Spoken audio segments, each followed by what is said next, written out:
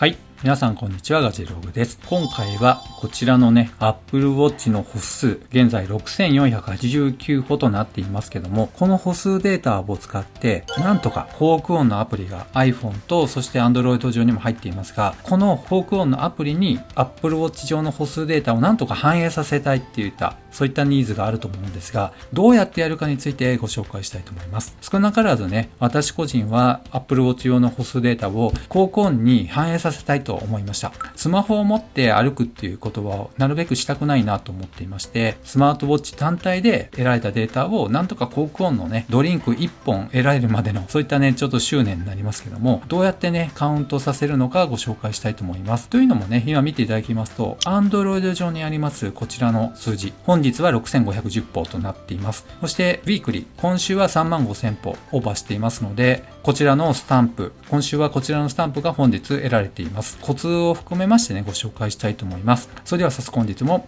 見てみましょう。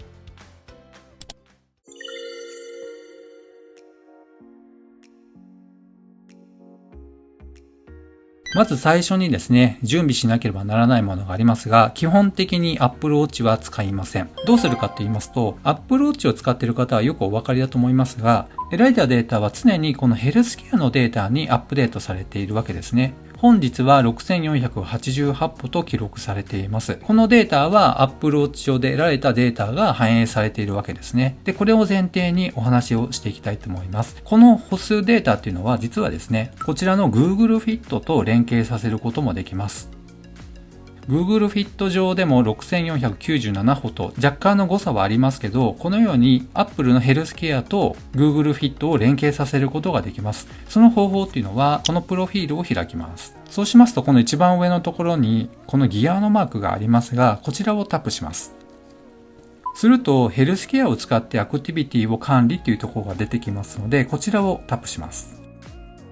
今現在 Google Fit をヘルスケアと接続がオンになっています。こちらが今現在ですね、オフになっている方はオンにされてください。そうしますとこちらの画面上にヘルスケア上でいろんなね、関連をオンにしますかっていう項目が出てきまして、一番下の方に歩数データの部分も出てきますので、必ず歩数データをオンにして許可を押していただく形になります。で、許可を押しましたら Google Fit のね、いろんな設定項目が出てきますので、それをね、必ず設定していただいて、その設定が終わりましたら、こちらの画面に戻ってきていただいて、この Google Fit をヘルスケアと接続のところがオンになっているかを必ず確認をお願いいたします。それで、その設定が完了しましたら、次は Android に移ります。なんで Android に移るのっていうことになりますが、実はここに今出ていますが、これ iPhone 上にあります Google Fit に先ほどヘルスケアで得られた歩数がもうすでに反映されています。6497歩ですね。ですので、こちらの Apple Watch の歩数データが Apple のヘルスケアを通じて iPhone 上の Google Fit に連携されたことがわかります。では、フォークオンの歩数データにカウントさせるためにまだやらなければいけないことがありますけども、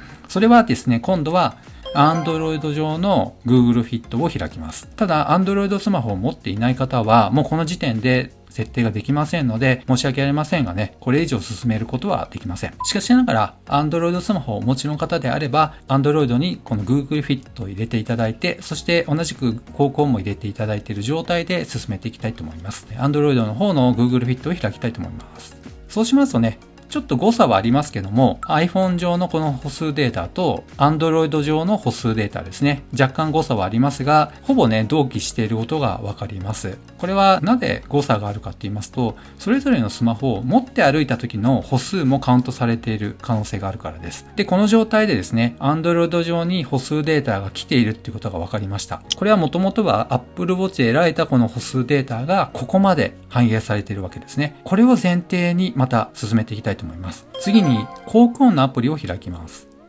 で、コークオンのアプリのこの左の上の部分に3本線ありますね。ここをタップします。そうしましたらアプリの設定というところがありますので、こちらをタップします。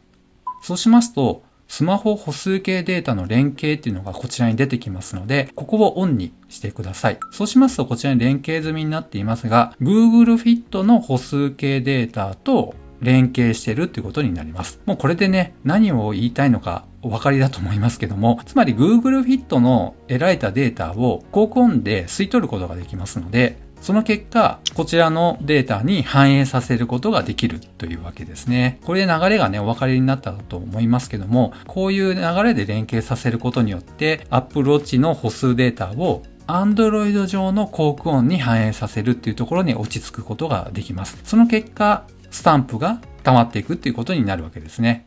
ちょっとね、本当に回りくどいんですけども、なんとかこうたどり着いたね、方法になりますので、今回撮影の方をしています。こんなに回りくどいやり方になりますし、ましてやね、Apple Watch を使っている方は当然ながら iPhone ユーザーだと思いますので、その方が Android も持っていて、なおかつこういったいろいろな連携をしなければなりませんので、本当に手間は取りますけども、なんとかね、反映させることができるっていうところになりますので、このあたりはね、ちょっと組んでいただければなと思います。そこまでしてね、なんとかスタンプが欲しいっていう、そういった執念でたどり着いていますので、そこなんとか汲み取っていただければなと思います。というわけで、この情報が本当にね、ニッチな情報だと思いますけども、どなたかの参考になれば幸いです。というわけで、本日は以上となります。この動画が良かったよって方は高評価、そしてまだの方はぜひこの機会にチャンネル登録をお願いいたします。ではまた次の動画でお会いしましょう。さよなら。